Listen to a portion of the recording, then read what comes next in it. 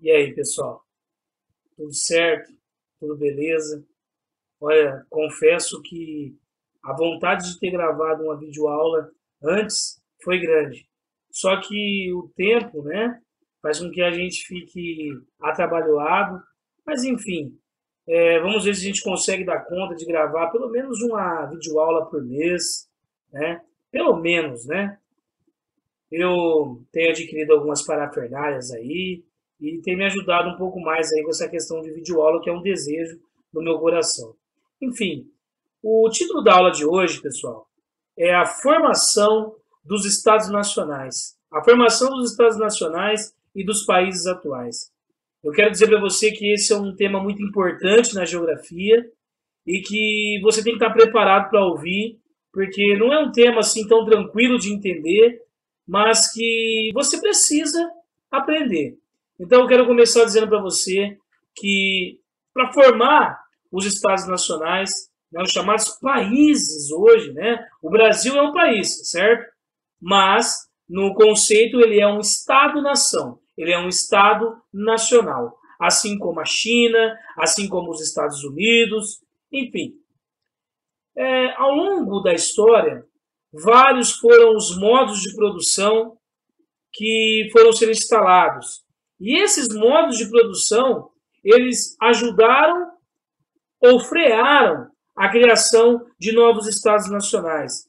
Quando você estudar o modo de produção asiático, quando você estudar o modo de produção feudal, quando você estudar o comunismo primitivo, quando você estudar o escravismo e até mesmo no capitalismo, você vai entender que esses modos de produção ajudaram ou frearam a criação de estados nacionais.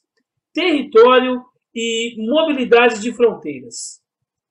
Todo grupo social ele necessita apropriar-se do espaço para nele viver. Né? Quando um grupo se apropria do espaço para nele viver, nós dizemos que isso é um território. E conforme ao exercício do poder, há a mobilidade de fronteiras. Conforme vai se exercitando o poder sobre aquele espaço, que vai se tornar um território, há a mobilidade de fronteira.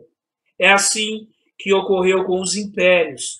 O exercício do poder do Império Romano foi ampliando as suas fronteiras. O exercício do poder no Império Chinês, no Império Inca, Azteca, Maia, foi fazendo com que as fronteiras fossem sendo ampliadas. As fronteiras existentes foram delimitadas ao longo da história.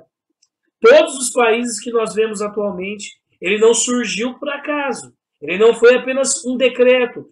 Houve muita luta, houve muita guerra e ao longo da história foram sendo criadas as fronteiras.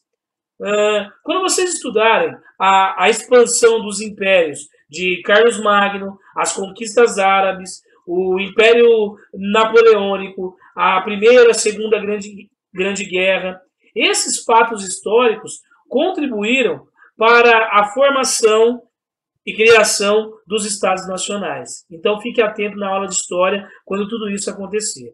Pois bem, alguns conceitos para a formação dos Estados Nacionais têm que ser aqui colocados para você.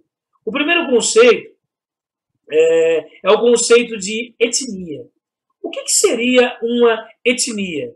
Etnia seria uma organização própria, uma identidade definida por alguns elementos. Quais são esses elementos? Religião, tradição, cultura.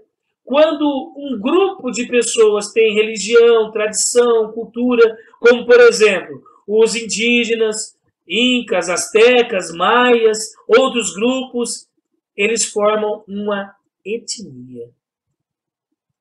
Precisa ter organização própria, precisa ter identidade definida por alguns elementos tais como religião, tradição e cultura, forma uma etnia.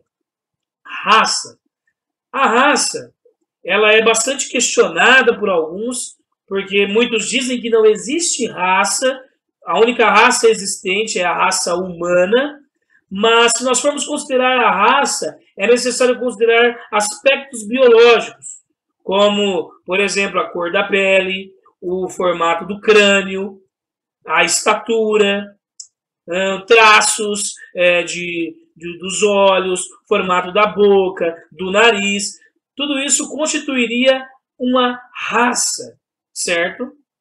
Pois bem, conceito de nação e o conceito de povo. Nação e povo aqui eu vou tratar como sendo algo semelhante. O conceito de nação e de povo seria a consciência coletiva de valores e tradições e culturas, como, por exemplo, língua, religião e costume. Seria mais ou menos uma etnia com uma identidade nacional. Seria um povo que tem uma consciência coletiva e que tem valores, que tem uma língua, uma religião, um costume, e ela tem uma identidade nacional. Ou seja, o desejo dela é se constituir como sendo uma nação. Por exemplo, pode existir uma nação sem território, né? O exemplo da maior nação existente no mundo é a nação curda, né? Porque ela tem uma língua, ela tem uma religião, ela tem costumes, enfim, ela tem uma identidade nacional. Correto? Estado. O Estado é um conjunto de instituições, normas e funcionários que exercem autoridade e controle sobre determinado território. Nos dias atuais, nós podemos dizer que o Estado é constituído pelos poderes executivo, o poder legislativo e o poder judiciário. Deixa eu dizer uma coisa para você. Uma nação só se torna um Estado quando ela adquire um território. Uma nação sem território não é um Estado. Os primeiros Estados surgiram por volta de 4.000 a.C. E os Estados modernos surgem por volta do século XVIII, né? E que tem uma estreita relação com o capitalismo industrial. Na sociedade feudal, o poder estava descentralizado na mão dos senhores feudais, que dominavam vários territórios. Portanto, o conceito de Estado, nação, ele era muito vago, porque os senhores feudais eles estavam ali dominando determinados territórios. O rei, portanto, que seria ali o que comandava o Estado-nação, ele não tinha tanto poder. Mas, com a desintegração do feudalismo, os reis se unem à burguesia, né, que é a nova classe que vai surgir no capitalismo, e centralizam o poder formando as monarquias nacionais, os estados nacionais. Então, ali na desintegração dos estados feudais, na verdade, na desintegração do feudalismo, o rei vai se unir àquela classe que vai surgir, que é a burguesia, e vai formar um Estado nacional que é centralizado agora na mão do rei. Correto? Muito bem. Esses Estados, eles estão vinculados a um poder, a um povo, a um território e suas fronteiras. Nós utilizamos o termo país atualmente. Para você ter uma ideia, todos os países que aí foram formados têm uma ligação com tudo o que aconteceu na história. Eu quero voltar um pouquinho com você, rapidamente, porque não é tema dessa aula, mas o colonialismo e o neocolonialismo vai formar Estados-nações. O colonialismo fez surgir, por exemplo, o nosso Estado-nação, que é o Brasil. O neocolonialismo fez surgir vários países, vários Estados-nação na África e na Ásia. Né? E os países atuais. Até o ano de 1900, nós tínhamos apenas 46 Estados-nação no mundo. Nós tínhamos o quê? Nós tínhamos vários impérios, né? Nós tínhamos vários reinos. No século XX, vários impérios, então, portanto, caíram e surgiram os Estados modernos. Com a independência dos países da África e da Ásia, outros Estados surgiram. e deram origem aí os quase 200 países que nós conhecemos atualmente. Existem ainda territórios não independentes do mundo, que são as ilhas principalmente. Eu gostaria que você ficasse bem atento nessa definição de Estado-nação. O Estado a nação só se torna um Estado quando tem um território. E a nação, ela tem consigo uma identidade nacional. O povo tem uma identidade. Eu olho para aquele povo e digo, é o povo brasileiro, é o povo estadunidense, é o povo alemão, é a nação japonesa, chinesa. Pois bem, e eu posso encontrar diversas etnias no interior de um país. Como, por exemplo, nós temos várias etnias ainda presentes, graças a Deus por isso, no nosso território nacional, que são as etnias indígenas. Ela tem uma tradição, ela tem uma cultura, ela tem uma religião, mas não é uma nação, mas não é um Estado nacional. Por quê?